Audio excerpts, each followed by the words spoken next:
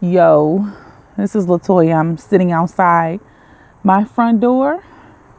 It's the barrier between what I call my safe place and the rest of the world. It's home, right?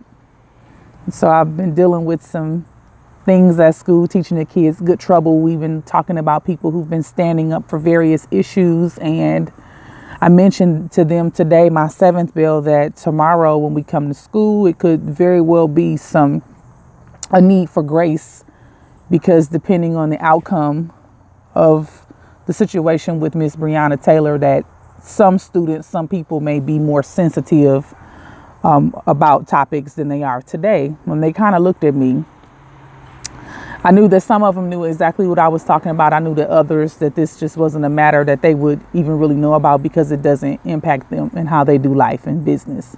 And that's cool. But I had to drop on and say, many of us were hopeful, though most of us are not surprised. The fact that the family was offered $12 million is sickening.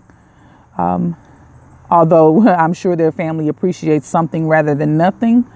Those of us who have lost someone, period, knows that there's no dollar amount you can put on life, right?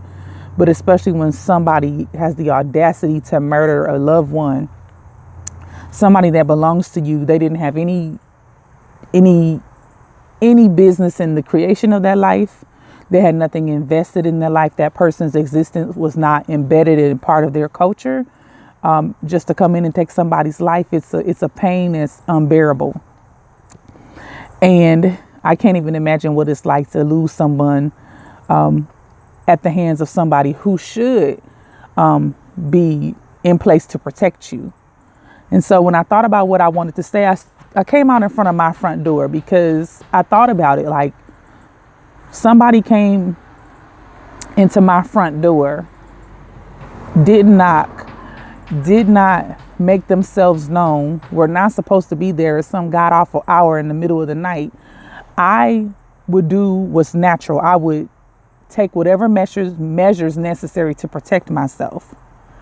And so to think that that's what took place, that there was no announcement, that it was a clerical mistake, that somebody went to the wrong house looking for the wrong person, and then that this young woman was shot, and that her boyfriend, who was trying to protect her, gets charged. Nobody administers CPR. She's left for several minutes to die. And then we get an announcement that there's a charge for endangering her neighbors. Like, the people who were around her, their life and their safety was a bigger priority than her existence. It's just, and for people who don't understand why this is a problem, well, first I have to ask, is there some level of mental illness? Because people came hard after Michael Vick for fighting dogs, and people will advocate for a mutt more than they would a black person, and that's a real live problem. But I had a comment in class, and one of the kids said, well, Miss Pitts, how do you feel about Black Lives Matter? I said, well, I'm a black person. Black lives matter, right? One of the other kids chimed in and said, well, when somebody says all lives matter, I believe that until you feel comfortable saying Black Lives Matter, then you can't say all lives matter. And I was like, yeah. Someone mentioned Blue Lives Matter. And, I'm the first to say I believe that everybody should matter. But until Black Lives Matter, I have a problem when someone responds to me and says, well, Blue Lives Matter. Well, are you a Smurf or Avatar? Like, you choose a profession.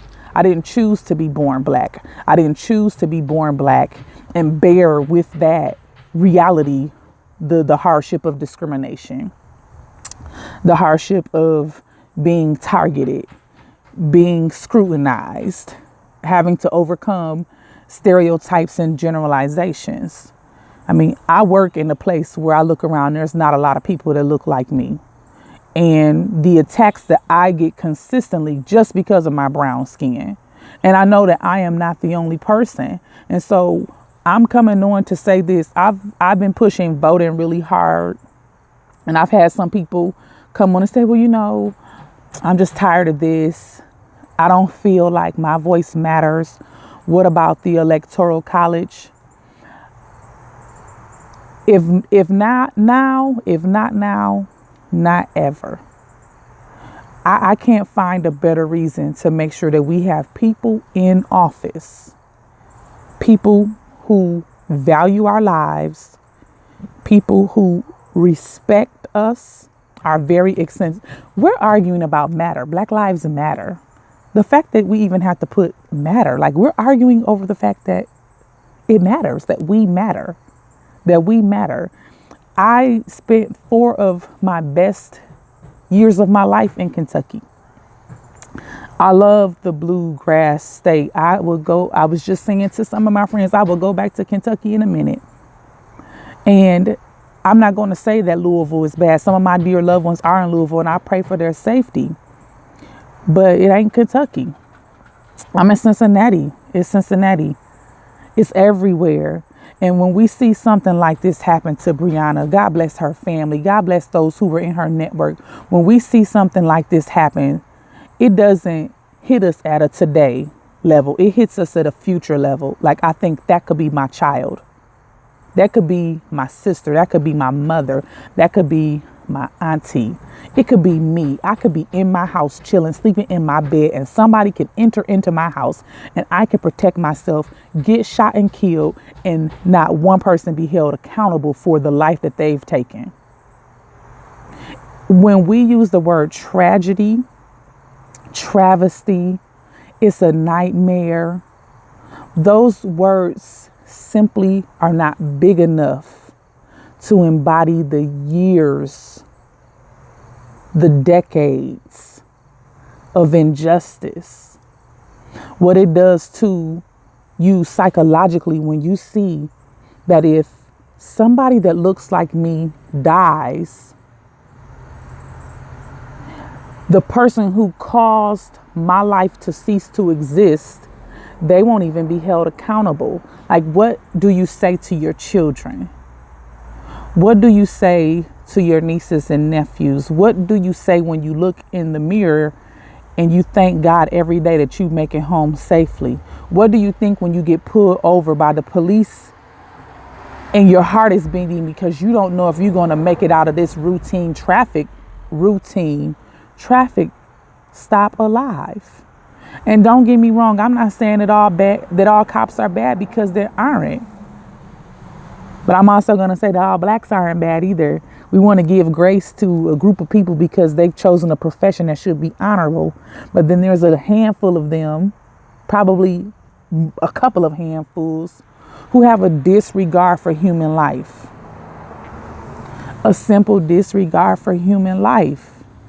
And so I'm telling you right now, get everybody in your neighborhood to vote.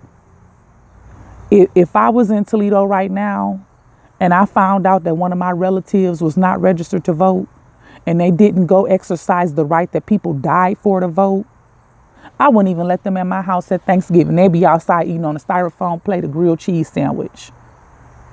We have to have zero tolerance for our inability to do the things that we know work. We cannot fight a system that was not built to protect us. So that means we have to become active in that system and change the people who sit at the tables where we're not represented. I have to vote somebody in that has sense enough to say, you know what, when people kill black folks, accident or not, they need to be held accountable. Period. They need to put policies in place to make sure that what happened to Breonna Taylor, George Floyd, and the crazy thing about it is it's happened so many times, you can't even begin to name one or two because then you leave out the other 30 or 40. God forbid, Ahmaud down in Georgia had the videotape not even been released. We wouldn't have even known about how he was out running and got killed. This whole time we've been dealing with this COVID crisis, people are at home wanting to get outside and run and afraid that if they go outside and run, they might not make it back. If I go to sleep at night and some officer makes a clerical error and somebody comes into my house, that I could be killed in my home. Or if I'm carrying a weapon and I tell the officer I have a concealed and carry license, I'm legally legit. Let me that I won't be shot and killed in my car in front of my girlfriend and her child. And that you won't try to shoot at me and my kids in the car. Or if I'm not drunk, I don't get killed at Wendy's. Or if I'm not out in a park playing with a toy gun, that I'm not going to get shot down. If I'm at Walmart with a BB gun, so somebody won't call and shoot me down in the aisle. Or if some white woman says I touched her hand, they won't tie me to a cotton gin. And see, people, they think, oh, it's just, this is 2020. But no, this goes back, way back. It's embedded in the fiber of our being that there's people in this nation that don't want us here. And they don't mind executing us. They don't mind. And that the people who are out among us, our peers, expect for us to somehow or another manage and deal with this emotionally and let our anger subside after tonight. When they don't recognize it. Breonna Taylor just wasn't a citizen of Louisville.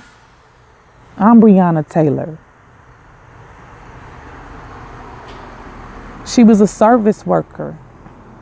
She could have been a school teacher. She could have just been a regular old person. Doesn't matter. Clearly, it doesn't. So if you are connected to somebody,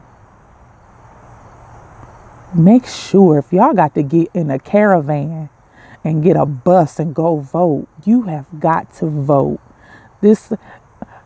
Our president is trying to promote a pro-American curriculum. He told a group of white folks they had good genes. He told the suburban residents, don't worry, I'm going to keep them out. Who's the them? The racism is so blatant now that if I find somebody in my circle flirting with the idea of embodying some of those values, I'm deleting you with the quickness. I have zero tolerance for it. People are out here dying. 200,000 people have died because of lack of leadership. We have got to vote. I'm not saying that voting would have saved Breonna. I wish it was that easy.